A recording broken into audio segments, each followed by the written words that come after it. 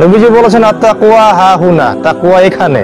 3 বার বলেছেন আত-তাকওয়া হা হুনা, তাকওয়া এইখানে, আত-তাকওয়া হা হুনা, তাকওয়া এইখানে, মনের ভিতর।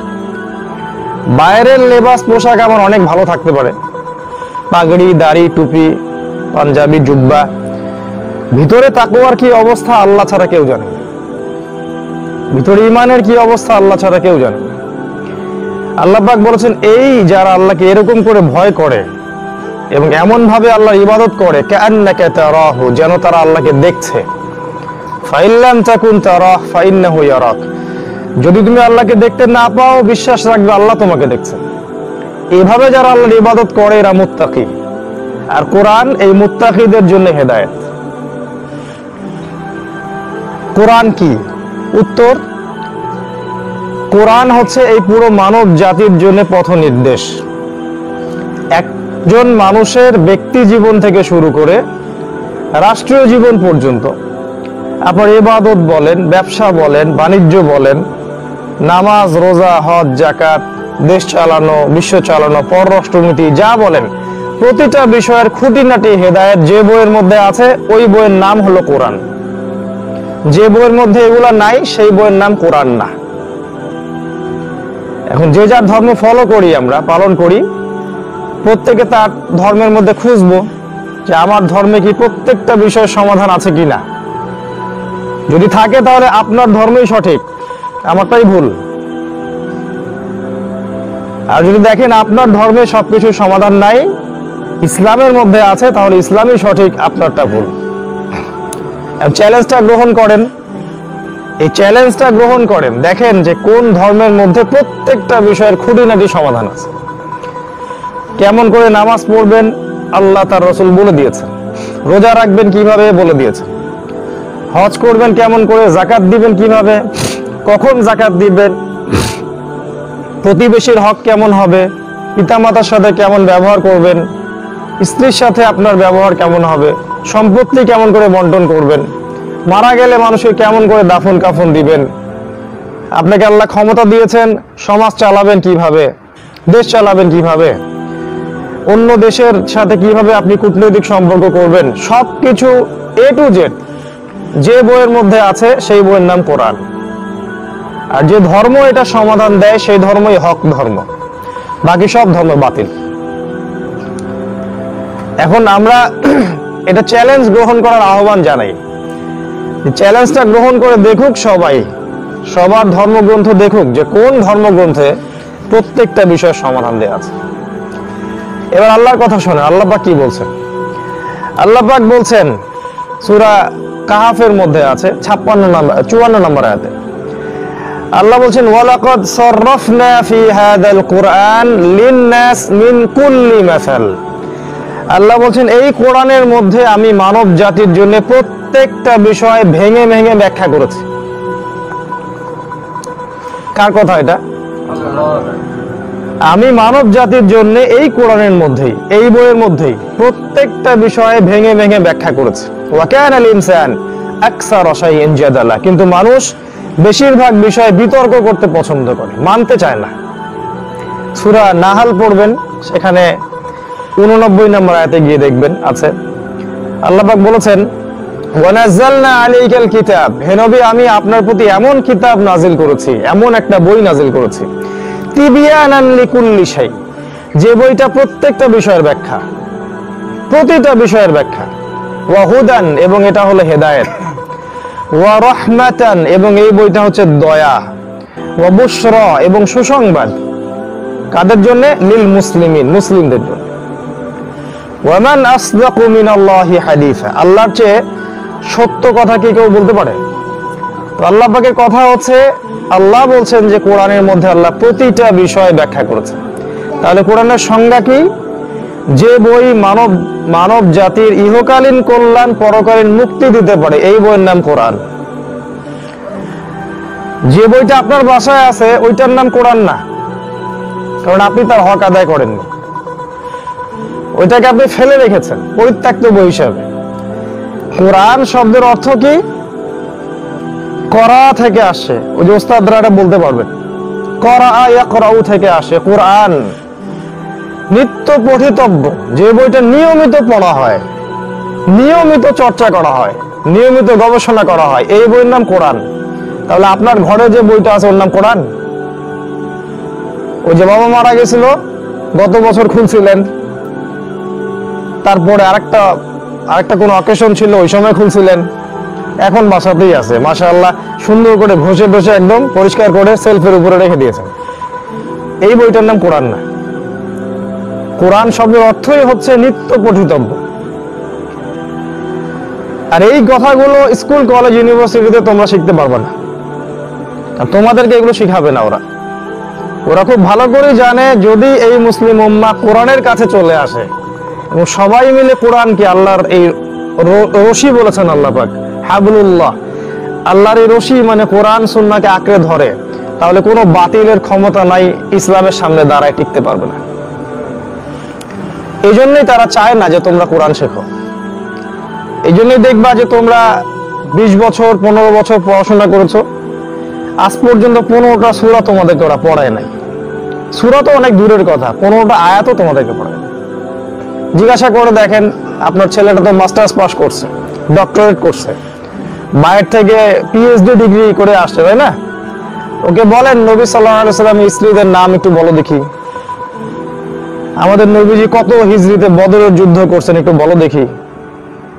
উহুদে কতজন সাহাবী রক্ত দিলেন বলো দেখি। আবু হুরায়রা রাদিয়াল্লাহু আনহুর আসল নাম কি একটু বলো দেখি, বা ইমাম বুখারীর আসল নামটা কি এটা বলো। কিচ্ছু বলতে পারবে না। তাহলে এই যে 20-25 বছর পড়াশোনা করলো সেকুলার এডুকেশন সিস্টেমে, ওর জীবনের সময় নষ্ট, ওর টাকা নষ্ট, ওর মানে কি বলবো এক কথা যৌবনটা নষ্ট। যদি ওই পড়াশোনার মধ্যে কোরআন থাকতো, সুন্নাহ থাকতো, ইসলাম থাকতো, তারপরে সে রাজনীতি শিখুক আর অর্থনীতি শিখুক আর মেডিকেল সায়েন্স শিখুক আর ইঞ্জিনিয়ারিং শিখুক, কোনো আপত্তি ছিল না আমাদের। অন্তঃসার শূন্য একটা শিক্ষা তোমাদেরকে দেয়া হচ্ছে। তো আল্লাহ পাক কোরআনের সংজ্ঞা দিয়েছেন, কোরআন সেই বই যেই বইটা নিত্য পঠিতব্য, রেগুলার পড়া হয়। আমাদের নবী সবে দরুদ পড়ি মুহাম্মদ সাল্লাল্লাহু আলাইহি ওয়াসাল্লামের প্রতি সর্বপ্রথম যে আয়াতটা নাজিল হয় সেটা কি ছিল? ইকরা, মানে পড়ুন। দেখেন, আমাদের নবীজি পড়তে জানতেন না, তিনি লিখতেও জানতেন না, পড়তেও জানতেন না। তারপরে আল্লাহ পাক প্রথম কেন ওহী করলেন পড়ো? আল্লাহ তো ভালো করেই জানেন তিনি পড়তেও জানেন না, লিখতেও জানেন। তাহলে পুরো উম্মাহকে মেসেজ দেয়া হচ্ছে, সমাজ সংস্কার করতে চাও বা দ্বীনের জন্য কিছু করতে চাও, ইসলাম প্রতিষ্ঠা করতে চাও, পড়তে হবে। আগে কি পড়তে হবে? আল্লাহর কিতাব পড়তে হবে। এর আগে আল্লাহ পাক যখন তাওরাত নাজিল করেছিলেন, তাওরাতটা ছিল হক, ওই সময়ের জন্য হক। তারপরে জাবুর ওই সময়ের জন্য হক, তারপর ইনজিল ওই সময়ের জন্য হক। এবার আমরা পেয়েছি আল্লাহর পক্ষ থেকে কোরআন, কিয়ামত পর্যন্ত এটাই সত্য মিথ্যার একমাত্র মানদণ্ড, এর বাইরে হক কোথাও নাই। এটা একটা কোরআনের সংজ্ঞা। আরেকটা সংজ্ঞা আছে, কোরআন হচ্ছে আল্লাহর কালাম। কোরআন আল্লাহ পাকের নিজের কথা। এই ফিলিংসটা যখন আপনার ভিতরে আসবে যে আমি আল্লাহর কথা তিলাওয়াত করছি এবং আল্লাহ আমার সাথে কথা বলছেন, তখন আপনি বুঝতে পারবেন কোরআন আসলে কি জিনিস। সূরা তাওবার মধ্যে একটা আয়াত আছে, ওখানে বলা আছে 5 কি 6 নম্বর আয়াতে, এবার আল্লাহ বলেছেন যে এটা হচ্ছে কালামুল্লাহ, আল্লাহ পাকের কালাম। একজন ইমাম ছিলেন, 4 ইমামের একজন, ইমাম মালিক রাহিমাহুল্লাহ অথবা আহমদ বিন হাম্বল রাহিমাহুল্লাহ, আমি একটু ভুলে গেছি। এই দুইজনের একজনের জীবনে একটা ঘটনা ঘটেছিল, সম্ভবত উনি ইমাম আহমদ বিন হাম্বল রাহিমাহুল্লাহ। তো তাকে সরকার খুব নির্যাতন করেছিল। ওই সময়কার যত আলেম ছিল সবাই বলেছিল কোরআন হচ্ছে আল্লাহর সৃষ্টি। আল্লাহ কি সৃষ্টি? যেমন মানুষ আল্লাহর সৃষ্টি, গাছপালা, গরু ছাগল, এরকম কোরআনও আল্লাহ পাকের সৃষ্টি। ওই ইমাম একাই প্রোটেস্ট করেছিলেন সারা দেশে যে না, আল্লাহর সৃষ্টি না কোরআন, কোরআন আল্লাহর কালাম, আল্লাহর কথা।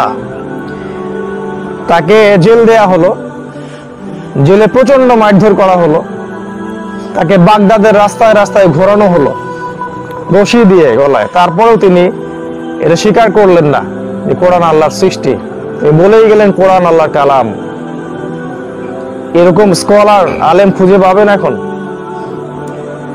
কোরআন পড়তে হবে ভাই, আল্লাহর কালামকে সম্মান করতে হবে, ঘরের উপরে তুলে রাখা যাবে না, প্রতিদিন তিলাওয়াত করতে হবে। তিলাওয়াতের সিস্টেমটা আমি বলে দিচ্ছি। যদি পারেন বছরে একটা খতম দিবেন। আপনি অর্থ বোঝেন আর নাই বোঝেন, পড়বেন। অর্থ বোঝেন চাই নাই বোঝেন, আপনি পড়বেন।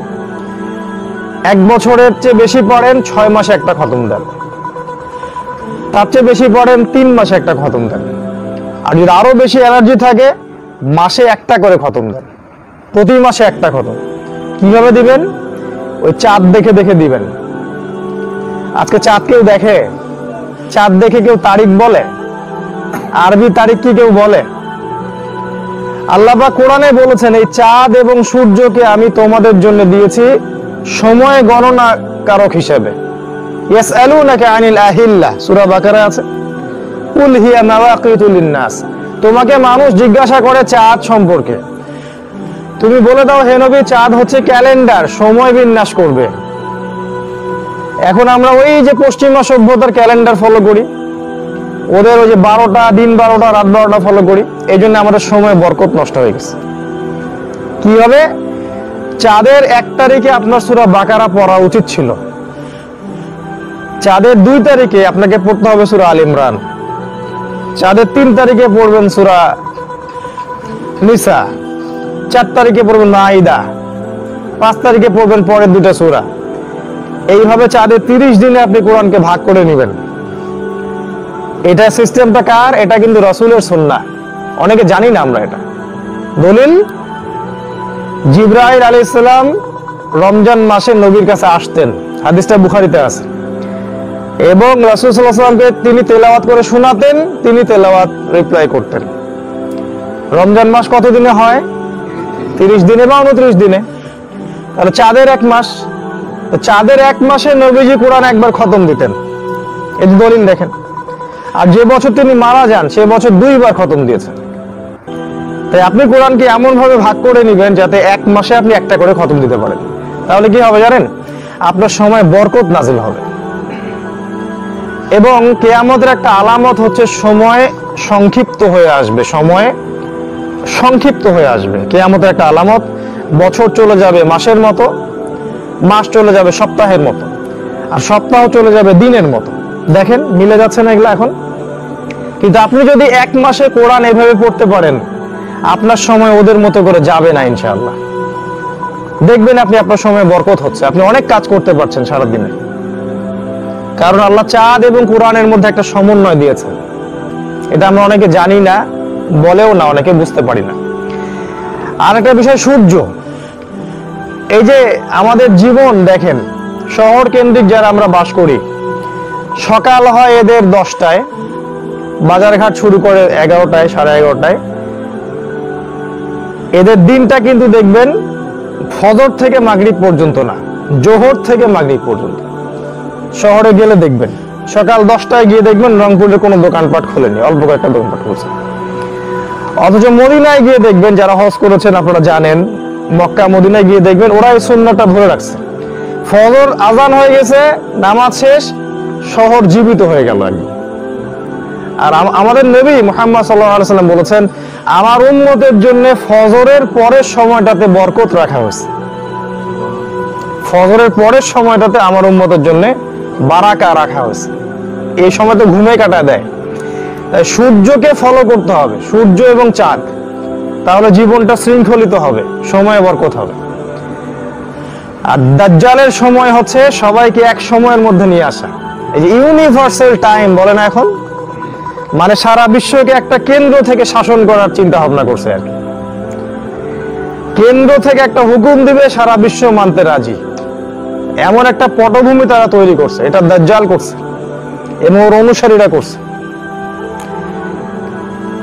তো কোরআনের সংজ্ঞাটা আজকে দিলাম আপনাদেরকে। কোরআন মানে নিত্য পঠিতব্য একটা বই, নিয়মিত পড়তে হবে, মাসে একবার করে খতম দেওয়ার চেষ্টা করতে হবে। যদি না পারেন 3 মাসে একটা খতম দেন, না পারেন 6 মাসে দেন, না পারে কমসে কম 1 বছর একটা খতম দেন।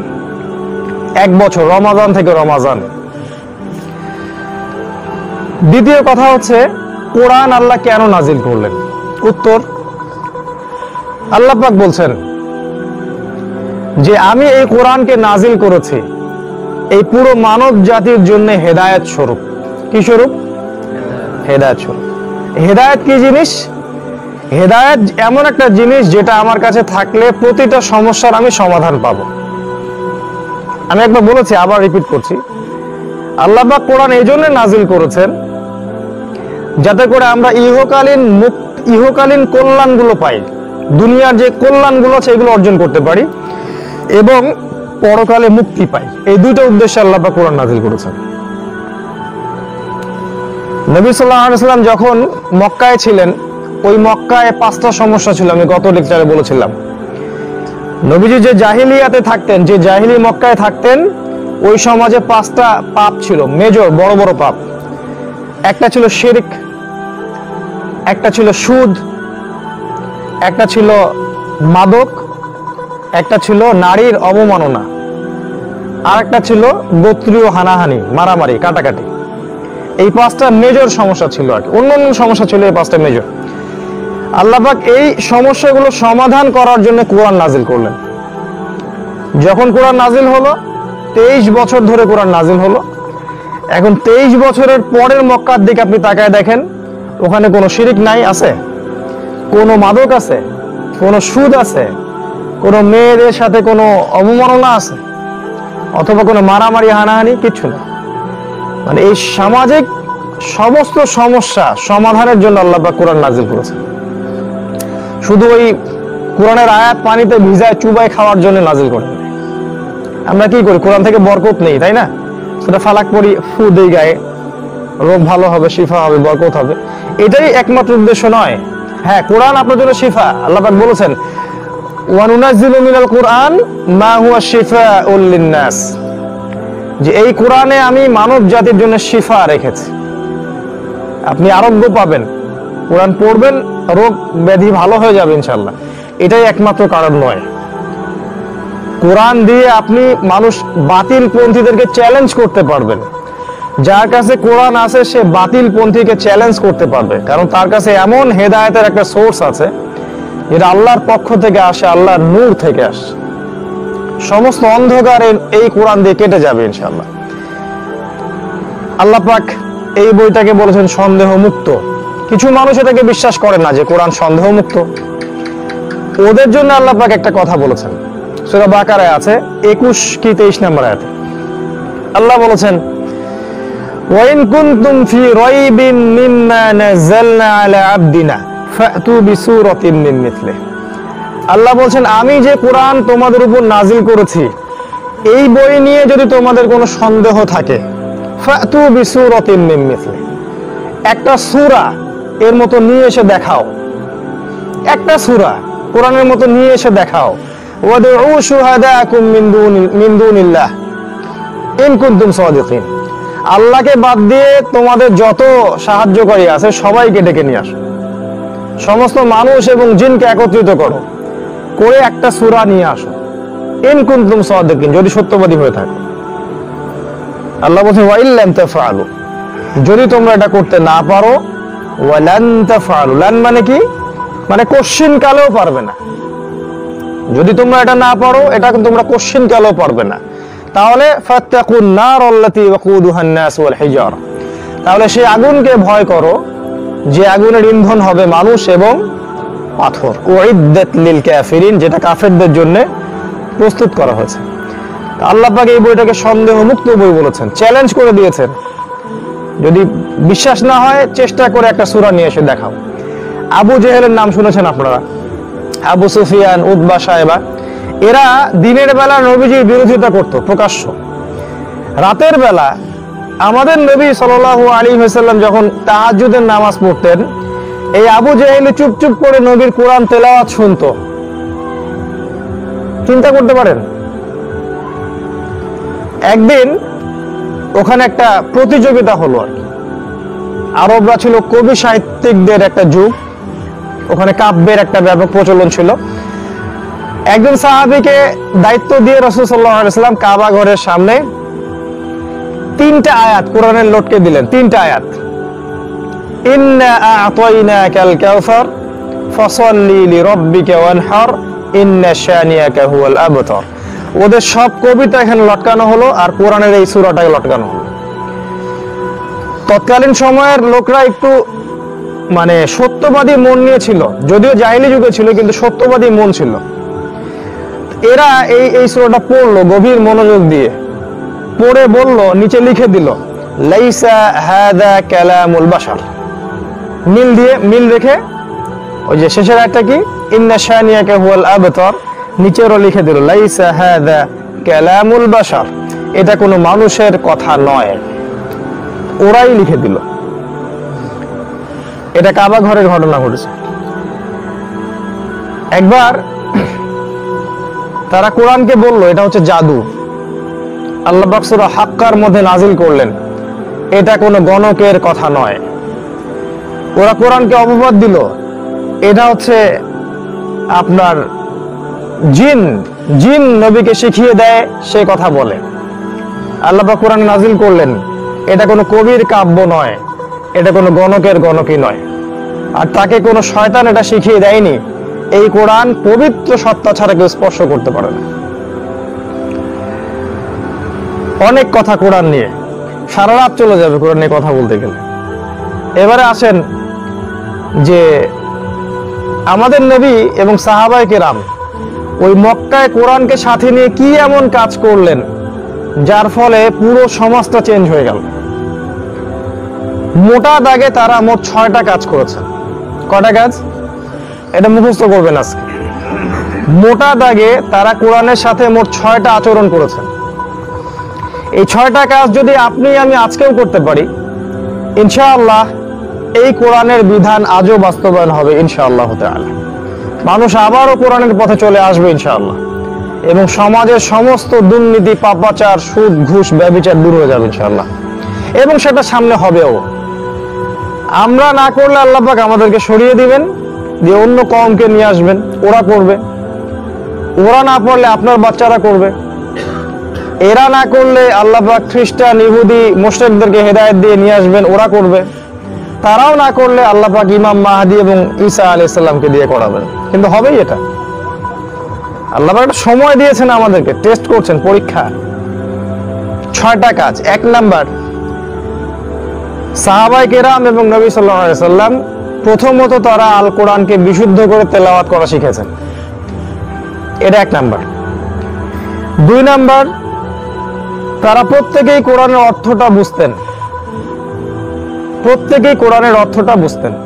3 নাম্বার, তারা কোরআনের আদেশগুলোকে মেনে চলতেন। প্রত্যেকটা আদেশ তারা অক্ষর অক্ষরে পালন করতেন। 4, তারা কোরআনের সমস্ত নিষেধ বর্জন করতেন।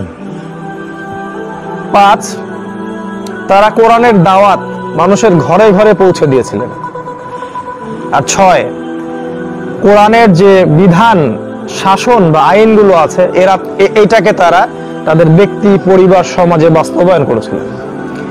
এই 6টা কাজ করেছিলেন বলেই আপনি 23 বছর পরে মক্কায় কোনো সুদ পাবেন না, কোনো জিনা পাবেন না, কোনো ধর্ষণ পাবেন না, কোনো শিরক পাবেন না, বেপরদামি পাবেন না, বেহায়ামি পাবেন না, এই যে আমানতের খেয়ানত পাবেন না, সুদ ঘুষ পাবেন না, আপনি ভাইয়ে ভাইয়ে কোনো মারামারি পাবেন না। পুরো সমাজটা দেখবেন আলোকিত সমাজ।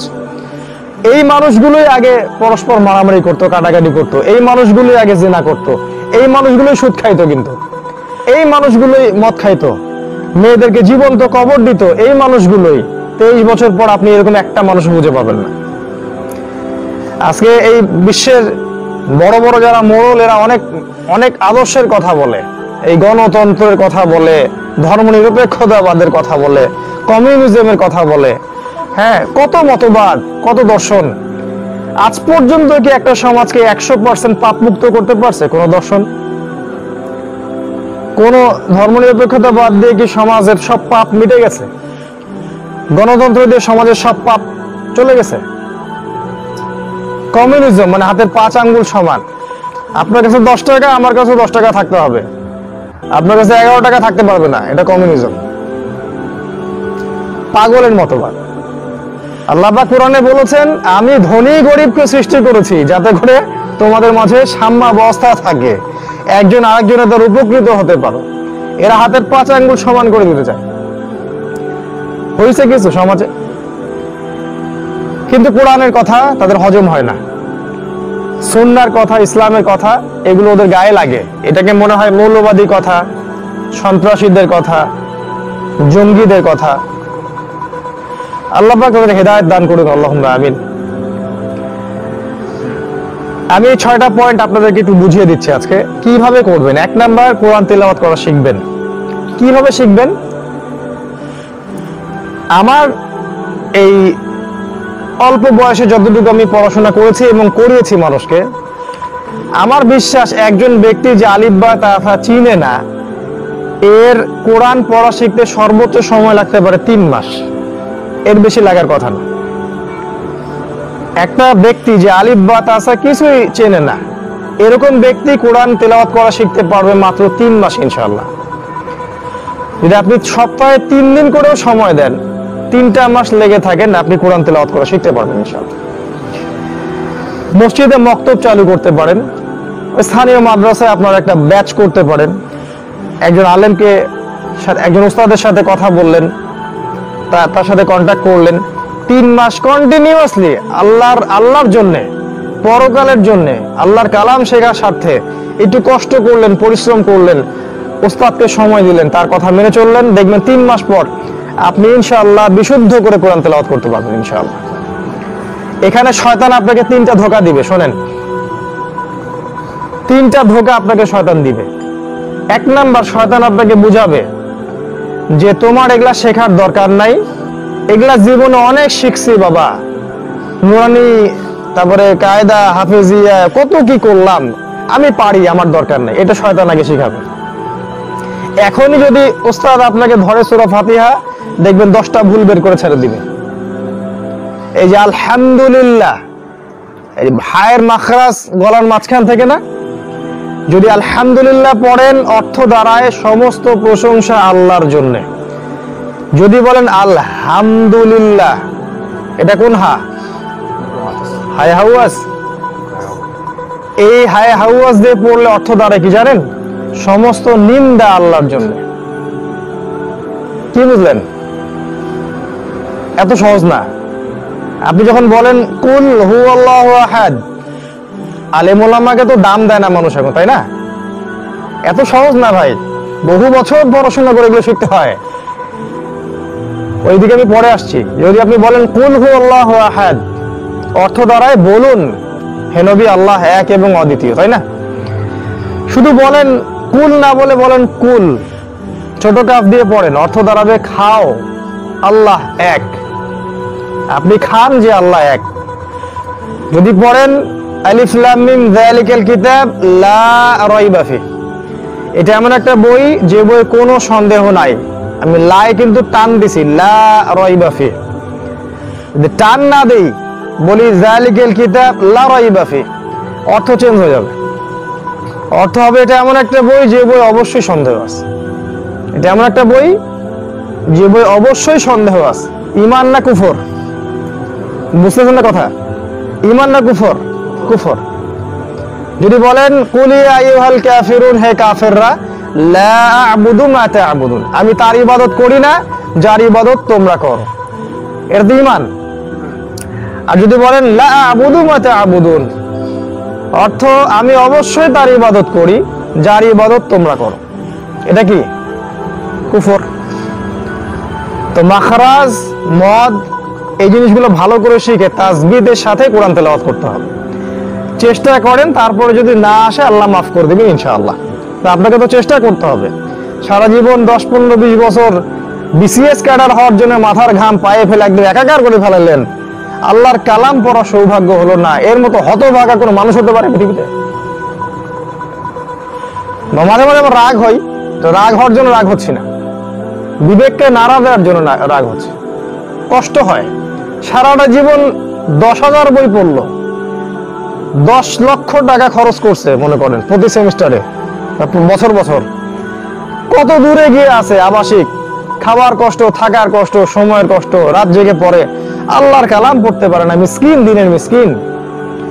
এই ব্যক্তির জন্য কেমন করে কোরআন তার পক্ষে সাক্ষী দিবে বলেন? যদি আপনি বিশুদ্ধ করে কোরআন তেলাওয়াত করা শিখেন তাহলে অনেক অনেক ফজিলত পাবেন। কয়েকটা ফজিলত বলছি। আমাদের নবীজি বলেছেন বিশুদ্ধ করে কোরআন তেলাওয়াত করবেন, প্রত্যেক হরফে আপনি 10টা করে নেকি পাবেন। আলিফ লাম মিম বলবেন 30 নেকি হয়ে যাবে ইনশাআল্লাহ। শুধু আলিফ লাম মিম বললে 10টা নেকি হবে না, আলিফে 10, লামে 10, মিমে 10, 30 নেকি। রমজান মাসে পড়লে আরো 70 দিয়ে কি হয়, গুণ হবে। আপনি যখন বিশুদ্ধ করে পড়া শিখবেন তখন আপনি কোরআন কিছু অংশ মুখস্থও করবেন, তখন আপনি প্রত্যেক ফরজ নামাজের পর আয়াতুল কুরসি পড়তে পারবেন। আর যে ব্যক্তি প্রত্যেক ফরজ নামাজের পর আয়াতুল কুরসি পড়ে তার জান্নাতে যাওয়ার জন্য একটাই বাধা, তার মউত, মৃত্যু হলেই সে জান্নাতে চলে যাবে ইনশাআল্লাহ। আমাদের নবীজি বলেছেন কেউ যদি রাতের বেলা সূরাতুল মুলক তেলাওয়াত করে, কোন সূরা? তাবারাকাল্লাযী বিয়াদিহিল মুলক। নবীজি বলেছেন সাল্লাল্লাহু আলাইহি ওয়াসাল্লাম, নবীর নাম আসলে দরুদ মনে মনে পড়বেন, এই ব্যক্তিকে আল্লাহ পাক কবরের আযাব থেকে রক্ষা করবেন ইনশাআল্লাহ। কবরে কেউ যাবে? সূরা মুলক আপনার সাথে যাবে, আপনার কবরে সূরা মুলক আপনার সাথে যাবে। কেউ যাবে না।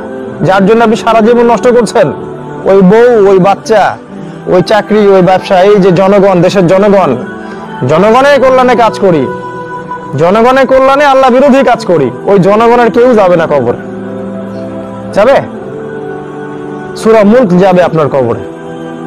নবীজি বলেছেন একজন যুবকের বেশে সে আসবে এবং কবর আযাবকে ঠেকিয়ে দিবে। সুবহানাল্লাহ, বিশাল ব্যাপার। নবীজি বলেছেন সাল্লাল্লাহু আলাইহি ওয়াসাল্লাম যে ব্যক্তি সূরা বাকারা তিলাওয়াত করবে ওই ঘর থেকে শয়তান দূর দূর করে পালিয়ে যাবে, চলে যাবে। যে ঘরে সূরা বাকারা তেলাওয়াত করা হয় ওই ঘরে শয়তান প্রবেশ করে না, থাকতে পারে না। নবী সাল্লাল্লাহু আলাইহি ওয়াসাল্লাম বলেছেন যে ব্যক্তি সূরা আলে ইমরান এবং বাকারা তেলাওয়াত করবে কিয়ামতের মাঠে এই দুটো সূরা ছায়া দিবে, তাকে ছায়া দিবে। ওই সময় সূর্য কোথায় থাকবে ভাই? ভালো করে জানেন আপনারা কোথায় থাকবে? ওই দিন আপনাকে ছায়া দিবে সূরা বাকারা এবং সূরাতুল আলে ইমরান। আজকে জুমার দিন ছিল, সূরাতুল কাহফ তেলাওয়াত করা সুন্নাহ। নবীজি বলেছেন যে ব্যক্তি জুমার দিন সূরা কাহফ তেলাওয়াত করবে আল্লাহ পাক তাকে দাজ্জালের ফিতনা থেকেও বাঁচিয়ে রাখবেন।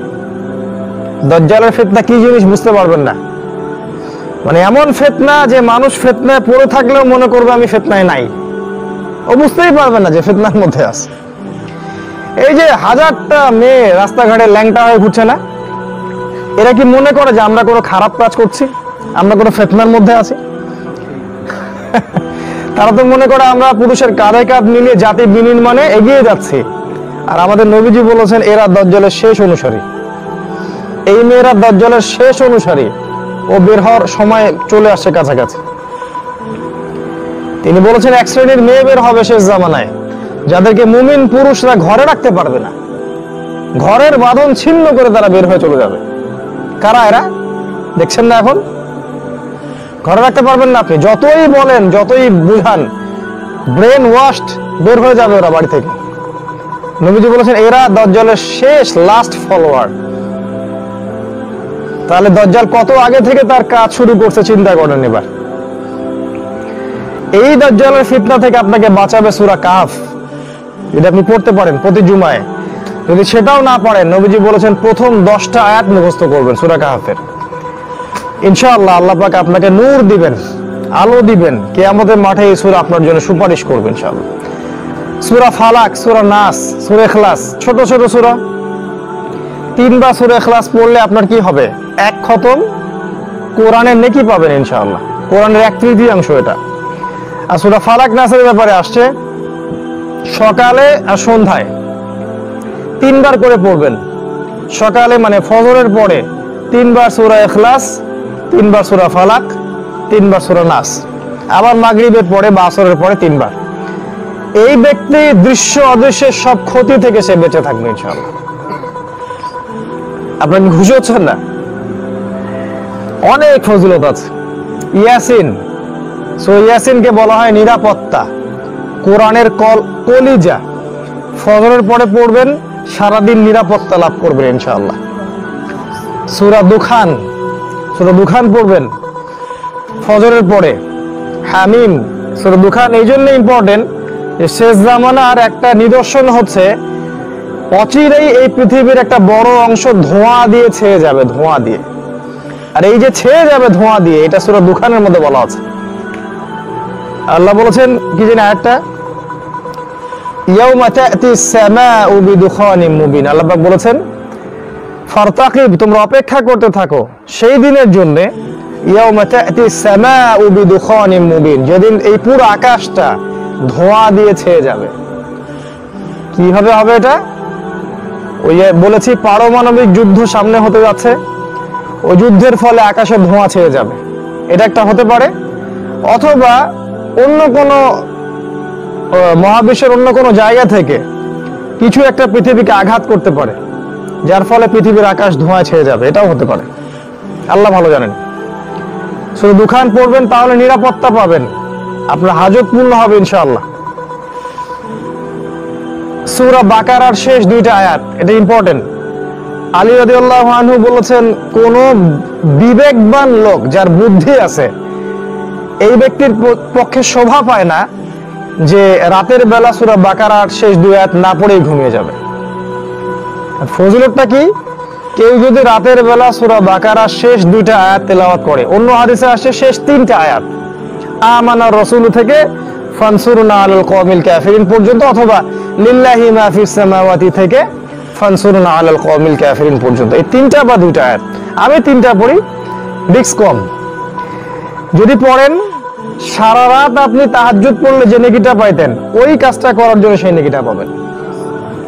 প্রতি রাতে কি তাহাজ্জুদ পড়া হয়? কঠিন কাজ না। সূরা বাকারার শেষ দুইটা আয়াত পড়লে আপনি এটা পারবেন ইনশাআল্লাহ।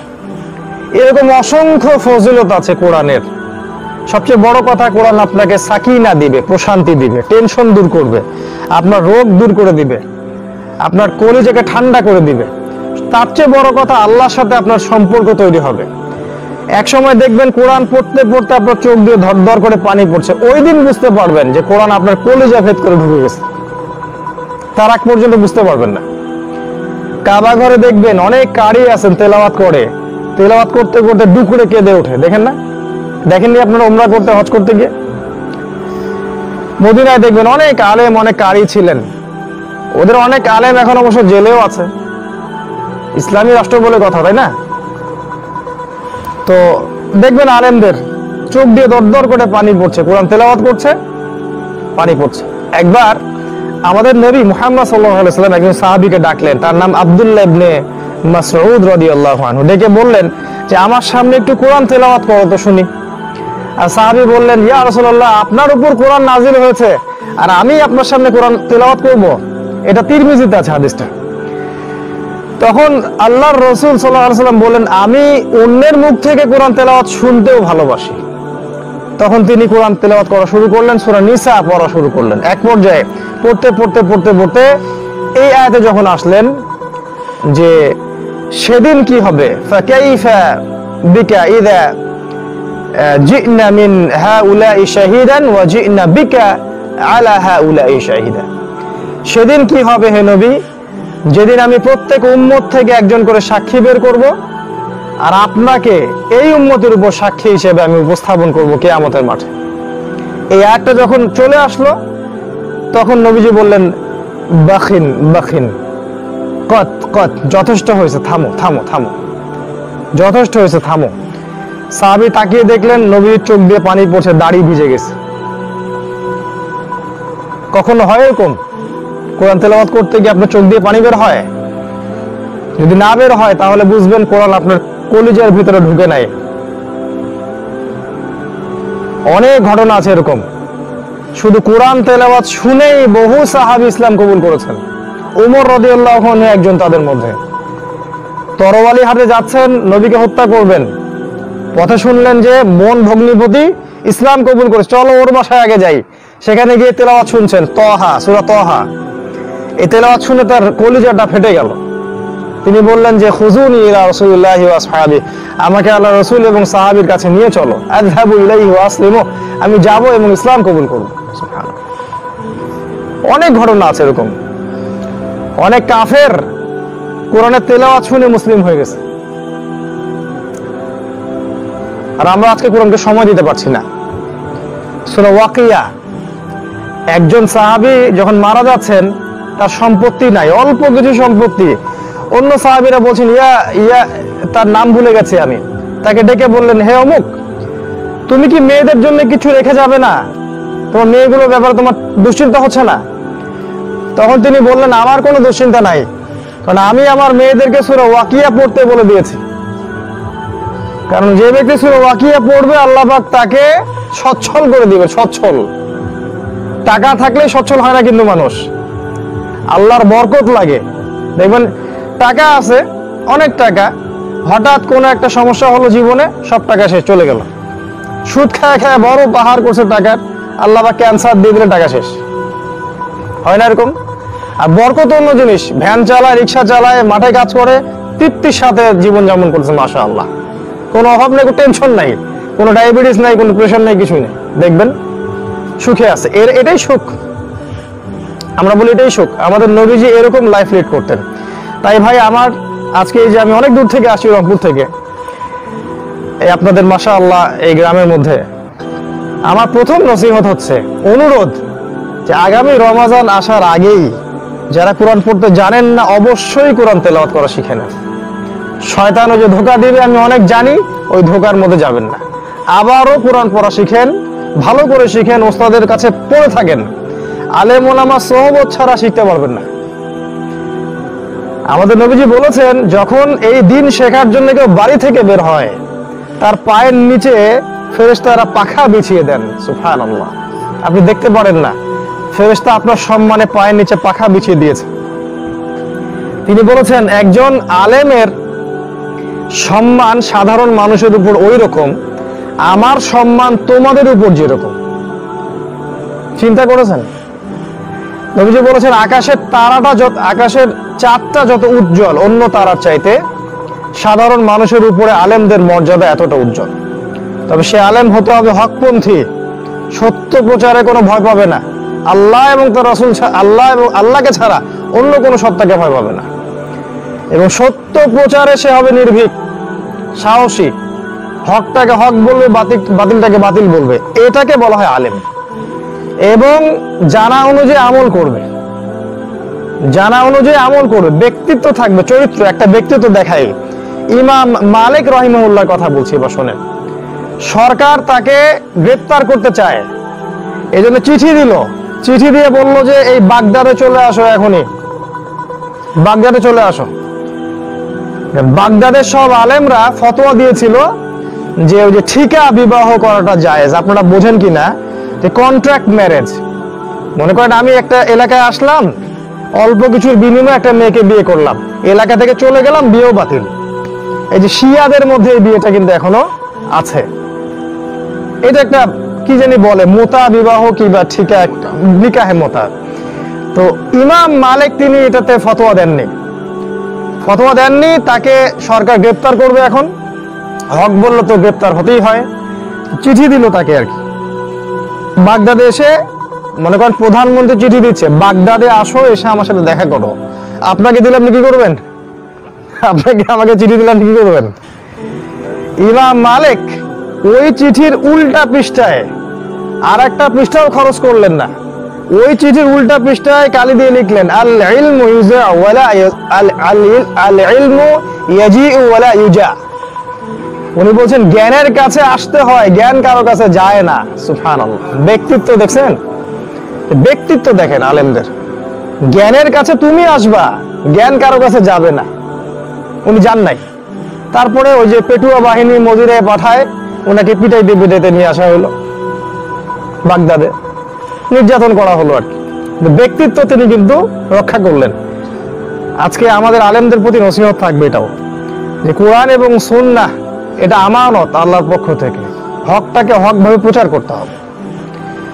এবং আপনি একজন আলেম দ্বারা একটা পুরো রাষ্ট্র পরিবর্তন করা সম্ভব। ইবনে তাইমিয়ার কথা আপনারা জানেন, ইমাম আবু হানিফার কথা জানেন, ইমাম ইউসুফের কথা জানেন, ইমাম মুহাম্মাদের কথা জানেন, কত ইমাম চলে গেছেন, আমরা তো কিছুই না তাদের সামনে। তাই আলেমদেরকে শ্রদ্ধা করবেন, সম্মান করবেন, তাদের কাছে পড়ে পড়ে জ্ঞান শিখবেন, আর তাদেরও উচিত হবে সত্যটাকে প্রচার করা। 2 নাম্বার, তিলাওয়াত করা শেখার পর আপনার যেটা কাজ করতে হবে সেটা হলো অর্থটা বুঝতে হবে। অর্থটা বোঝার জন্য আমি কিছু শর্টকাট টেকনিক বলছি। আপনার কাছে যে তাফসিরটা ভালো মনে হয়, যেটা আপনি ভালো মনে করেন, ইবনে কাসির হোক, জালালাইন হোক বা মারিফুল কোরআন, যে কোনো তাফসির আপনার কাছে যেটা ভালো মনে হয় আপনি তাফসিরটা কিনে নিয়ে আসেন। বাসায় প্রতিদিন 10টা করে আয়াত আপনি তেলাওয়াত করবেন আর অর্থটা দেখবেন। শুধু অর্থটা জানার জন্য, ফতোয়া দেওয়ার জন্য না। আপনি কোরআনে কি আছে এটা জানার জন্য এই কাজটা করবেন, ফতোয়া দিবেন না এটা পড়ে আবার এটা হালাল ওইটা হারাম এইটা জায়েজ। স্পষ্ট জিনিস তো বুঝতে পারবেন, এটা সুদ হারাম, মদ হারাম, শিরক করা হারাম, এটা তো বুঝতে পারবেন। ইখতিলাফি কোনো মাসআলায় আপনি ফতোয়া দিবেন। এটা হচ্ছে কোরআন অর্থ সহ বোঝার একটা ভালো টেকনিক। বাসায় ওই যে স্ত্রী সন্তানকে নিয়ে বসলেন, স্ত্রীকে বললেন তুমি 10টা আয়াতের অর্থ পড়ো, বা আপনি পড়ে শোনালেন।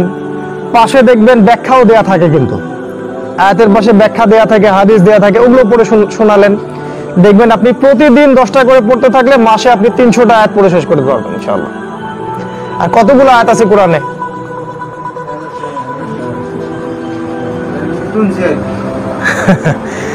6236টা আয়াত আছে। আমি একটা পরিসংখ্যান বলি, অর্থ বোঝে যে কত সহজ আমি আপনাকে বলি।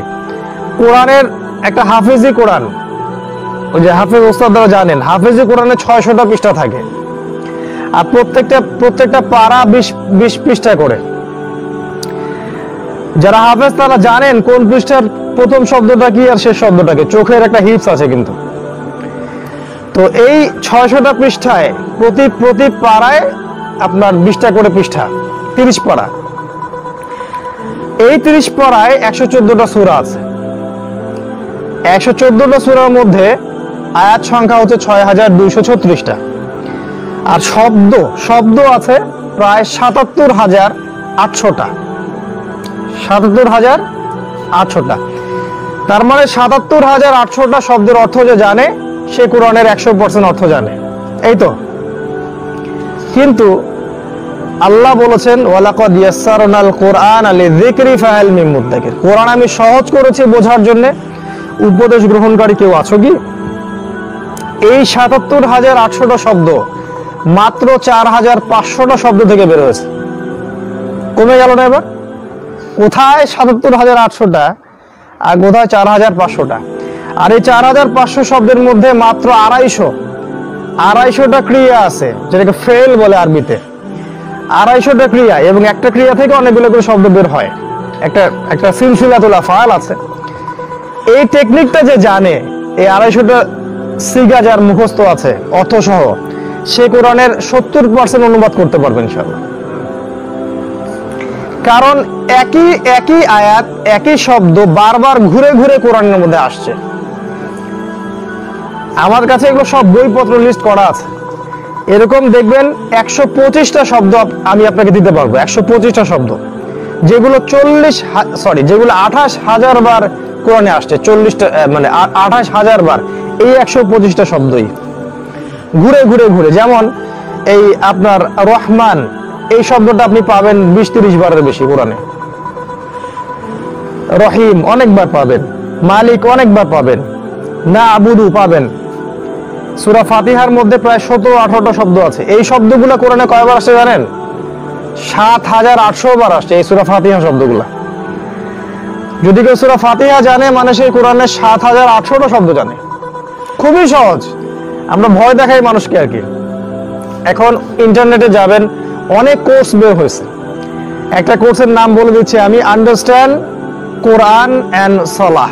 আন্ডারস্ট্যান্ড কোরআন এন্ড সালাহ, যুবকরা বুঝতে পারবে।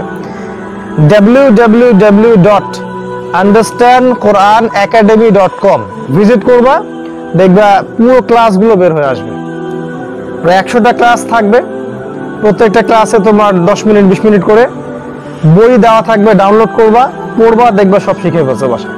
খুব সহজ। এখন এই যুগে অজুহাত দেওয়ার কোনো সুযোগ নাই, সব হাতের সামনে। এরকম এই কোর্সগুলো আমরা অনেক মাদ্রাসাতেও দিয়েছি। এই কোর্সটাই আমি নিজে দিয়েছি। হিপসের পাশাপাশি আমি চাচ্ছি ওরা এটা করুক, শিখুক।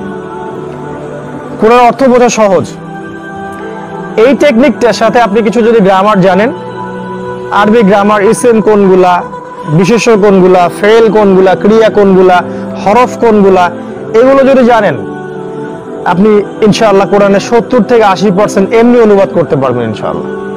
বাকি 20% কঠিন, সেটা আপনি পরে চিন্তা করেন, ওটা আগে মাথা ঘামানোর দরকার নাই, ওগুলো পরে চিন্তা করেন। কমন অনেক কিছু পাবেন, এই অর্থটা বোঝার চেষ্টা করেন। না হলে কি হবে জানেন? না হলে কোরআন আপনি ভিতর থেকে অনুভব করতে পারবেন না, কোরআনের শিক্ষা আপনি বাস্তবায়ন করতে পারবেন না। যেমন দেখেন, প্রত্যেক ফরজ নামাজে আমরা বলি গায়রিল মাগদুবি আলাইহিম ওয়ালাদ-দাল্লিন, বলি না? এই মাগদুব কারা? এই মাগদুব মানে ইহুদি জাতি। আর দল্লিন কারা? এই দল্লিন মানে খ্রিস্টান জাতি, নাসারা। এই আয়াতের অর্থ হচ্ছে, আল্লাহ আমাদেরকে মাগদুবদের উপর তুমি যে গজব দিয়েছো ওইটা আমাদেরকে দিও না, আর দল্লিন পথভ্রষ্টদের পথে আমাদেরকে পরিচালিত করো না। সাহাবীরা জিজ্ঞেস করলেন, ইয়া রাসূলুল্লাহ, মাগদুব কারা আর দল্লিন কারা? নবীজি বললেন, মাগদুব হচ্ছে ইহুদি, আল ইহুদ, আর দল্লিন হচ্ছে নাসারা, হুমুন নাসারা, খ্রিস্টান। দেখেন, প্রত্যেক নামাজে আপনি আল্লাহর কাছে আশ্রয় চাচ্ছেন, আল্লাহ আমাকে ইহুদিদের পথ থেকে বাঁচান আর খ্রিস্টানদের পথ থেকে বাঁচান। এবার দেখেন, আপনার রাজনীতি কার পথে? রাজনীতির যে মতবাদগুলো, এটা কাদের সুন্নতে? ইসলামী খেলাফত চলে? কি চলে? ওই আব্রাহাম লিঙ্কনের গণতন্ত্র চলে, ওই পশ্চিমা বিশ্বের ধর্মনিরপেক্ষতাবাদ চলে, সেকুলারিজম চলে। কিন্তু নামাজে কিন্তু ঠিকই বলছেন আপনি। আপনি কি বলছেন অর্থ আপনি জানেন না। আপনি দেখেন অর্থনীতি, কাদের অর্থনীতি চলে? ইসলামী অর্থনীতি চলে, যাকাত ভিত্তিক অর্থনীতি চলে। কি পুরো সব জায়গায় সুদ আর সুদ। একটা গ্রাম খুঁজে পাবেন না, একটা মানে ইউনিয়ন পাবেন না যেখানে আপনি সুদ পাবেন না। ছোট্ট একটা গ্রাম, বর্ডারের ছোট্ট একটা গ্রাম, ওখানে দেখবেন 15টা সুদী এনজিও কাজ করছে। এরা এমন ভাবে চক্রটা জাল বিছিয়েছে যে মানুষের রিজিকটাকে হারাম করে দেওয়ার চিন্তা করছে। অনেকদিন বলেছি, সুদ মায়ের সাথে জিনা করা, মেয়েদেরকে ধর্ষণ করার অপরাধ, আল্লাহ এবং তার রাসূলের সাথে যুদ্ধ করার মতো অপরাধ। তারপরেও মানুষের কলিজাটা ভেদ করছে না কথাগুলা। কেন করছে না? কারণ হারাম খাইতে খাইতে, সুদ খাইতে খাইতে আর পাপ করতে করতে কলবটা মরে গেছে। বিশ্বাস করেন, কলব বলে কিছু নাই এখন। নবীজি বলেছেন, যখন কেউ একটা পাপ করে কলবে একটা দাগ পড়ে, আরেকটা পাপ করলে আরেকটা দাগ পড়ে, এইভাবে এক পর্যায়ে কলবটা কালো হয়ে যায়, দুর্গন্ধ বের হয়। এই জন্য মালাকুল মউত যখন আসে, তখন তারা দুর্গন্ধের চোটে তার জানটা কবজ করতে চায় না। তারা টেনে হিসড়ে সেখান থেকে রূহটা বের করে তাড়াতাড়ি করে একটা জায়গায় ঢুকায় দিয়ে সিজ্জিনে পাঠায় দেয়। সিজ্জিন কোথায়? একদম জাহান্নাম, মাটির তলে সিজ্জিন। আল্লাহ পাক আমাদেরকে হেফাজত করুন, আল্লাহুম্মা আমিন। তো এই যে আমরা ইহুদি খ্রিস্টানদের রাজনীতি ফলো করি, অর্থনীতি ফলো করি, সমাজনীতি ফলো করি, কিন্তু নামাজে আমরা ঠিকই বলি ওদের থেকে বাঁচাও। সমস্যাটা কোথায়? আপনি কি পড়ছেন তার অর্থ আপনি জানেন না। যদি জানতেন, বুঝতেন, আপনার বিবেক বাধা দিত। আল্লাহ পাক সূরা হাশরের মধ্যে বলেছেন, শেষের দিকে আছে, লাউ আনজালনা হাযাল কুরআন। আয়াতটা খুব মনোযোগ দিয়ে শুনুন। আল্লাহ পাক বলছেন, যদি এই কোরআনটাকে আমি নাজিল করতাম আলা জাবাল, পাহাড়ের উপরে, লা রাআইতা, হে নবী আপনি দেখতেন, খাশিআম মুতাসাদ্দিআম মিন খাশিয়াতিল্লাহ, যে ওই পাহাড়টা আল্লাহর ভয়ে থরথর করে কাঁপতো। কোরআনকে যদি আপনার উপর নাজিল না করে আমি পাহাড়ে নাজিল করতাম, তাহলে আপনি দেখতেন যে পাহাড়টা আল্লাহর ভয়ে থরথর করে কাঁপছে। চিন্তা করতে পারেন, ওই কোরআনই আমি পড়ছি, আমি পড়ছি, কিন্তু অর্থ না বোঝার কারণে আমাদের হৃদয় কখনো কাঁপছে না। অথচ আমাদের নবী কোরআন তেলাওয়াত করতেন আর এমন ভাবে কাঁপতেন যে মনে হতো তার এই বুক থেকে ওই যে ডেকচিতে চুলা জাল দিলে যেমন বুদবুদ করে শব্দ হয়, এইরকম শব্দ হতো, ডুকরে ডুকরে কাঁদতেন তিনি তাহাজ্জুদের নামাজে। তিনি বলতেন, তাকে সম্ভবত আবু বকর রাদিয়াল্লাহু আনহু বলেছিলেন, ইয়া রাসূলুল্লাহ আপনি তো বৃদ্ধ হয়ে গেলেন মদিনায় হিজরত করার পর। আমাদের নবী কি উত্তর দিয়েছিলেন? তিনি বলেছেন, হে আবু বকর, এই সূরা মুরসালাত, সূরা হাক্কা, সূরা হুদ, এই সূরাগুলো আমাকে বৃদ্ধ বানিয়ে দিয়েছে। মানে এই সূরাগুলো এমন ওজন, কোরআনের এমন ওয়েট, এমন ওজন, আমাদের নবীজি বিদ্ধ হয়ে যাচ্ছেন। বুখারীর হাদিসে তিনি বলছেন, যখন তার কাছে ওহী নাজিল হয় এই সময়টা তার কাছে প্রচন্ড কষ্টের মনে হয়। শীতের দিনেও তার কপাল দিয়ে দরদর করে ঘাম পড়তো। মানে কোরআনের এমন ওয়েট আছে একটা, বুঝতে পারবেন না যদি আপনি অর্থ না বোঝেন। অর্থ বুঝলে আপনি দেখবেন আপনি কোরআনের স্বাদ পাচ্ছেন, মজা পাচ্ছেন, ভালো লাগবে আপনার কাছে, আপনি ভিতর থেকে ভালো ফিল করবেন। আপনি তখন মনে করবেন আল্লাহর সাথে আপনার কথা হচ্ছে। আপনি হতাশ হয়েছেন, কোরআন খুলবেন, দেখবেন আল্লাহ বলেছেন লা তাহজান, হতাশ হয়েও না। এই যে আল্লাহ কথা বলছেন। আপনি হতাশ হচ্ছেন যে উম্মার আজকে কি হবে, আমরা নির্যাতিত নিপীড়িত, আল্লাহ পাক বলে দেবেন আনতুমুল আলাউনা ইন কুনতুম মুমিনিন, তোমরাই বিজয়ী হবে যদি তোমরা সত্যিকার অর্থে মুমিন হয়ে থাকো। হেদায়েত কোরআন থেকে পাবেন আপনি। আপনি দারিদ্রতার ভয় করছেন, কোরআন খুলবেন, দেখবেন ওখানে লেখা আছে যে শয়তান তোমাদেরকে দারিদ্রতার ভয় দেখায় আর আল্লাহ তোমাদেরকে প্রশস্ততা এবং সচ্ছলতার দিকে ডাকেন। তোমরা আল্লাহকে ভয় করো, শয়তানের অনুসরণ করো না। আপনার মনে খারাপ চিন্তা আসছে, এটা মেয়ের সাথে অ্যাফেয়ার করব, পালায় বিয়ে করব, কোরআন খুলবেন, কোরআন আপনার সাথে কথা বলবে। ওয়ালা তাকরাবু জিনা, জিনার কাছেও যেও না, আপনি ভয়ে ফিরে আসবেন। সুদ খাচ্ছেন, কোরআন আপনাকে বলবে যে যদি ওয়াইল্লাম ইয়া আইয়ুহাল্লাযীনা আমানু, হে মুমিনগণ, ওয়াদারু মা বাকিয়া মিনার রিবা, সুদের অবশিষ্ট অংশ ছেড়ে দাও। ওয়াইল্লাম তাফআলু, যদি না করো তাহলে ফাআযানু বিহারবিন মিনাল্লাহি ওয়া রাসূলিহি, তাহলে আল্লাহ এবং তার রাসূলের সাথে যুদ্ধের ঘোষণা শুনে রাখো। আপনি আগাতে পারবেন না, কোরআন আপনাকে আগাতে দেবে না অন্যায় পথে। সালাত পড়ছেন, মনোযোগ আসে না, কোরআন আপনাকে বলবে যে ইন্না সালাতা তানহা আনিল ফাহশাই ওয়াল মুনকার ওয়া লাযিকরুল্লাহি আকবার। এই সালাত হচ্ছে আল্লাহ পাকের সবচেয়ে বড় জিকির এবং এই সালাত আপনাকে পাপাচার থেকে বিরত রাখবে।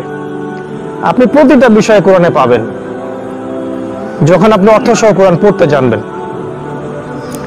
এই জন্য আমার অনুরোধ থাকবে যে আপনারা কোরআন তিলাওয়াত করা শেখেন, হিফজ করেন, একই সাথে অর্থগুলো বোঝার চেষ্টা করেন।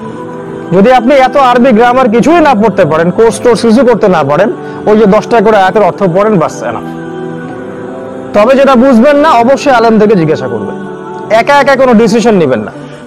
একটা ফিতনা সমাজে চলছে, মানুষ অনেক আবার পড়ে কোরআন পড়ে পণ্ডিত হয়ে যায়, তখন আলেম ওলামার নিন্দা, গীবত, তোহমত, ওরা কিছু বোঝে না, আমি সব বুঝি।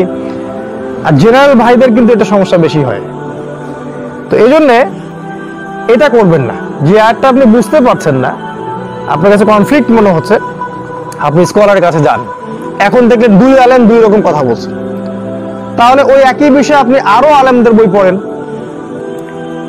মনে করেন আপনি একটা মাসআলা নিয়ে সংশয়ে পড়েছেন, কি হবে, কোনটা সঠিক, আপনি ওই মাসআলায় একাধিক আলেমের বই এবং লেকচার শোনেন, দেখবেন আপনি একটা পথ খুঁজে পাবেন ইনশাআল্লাহ।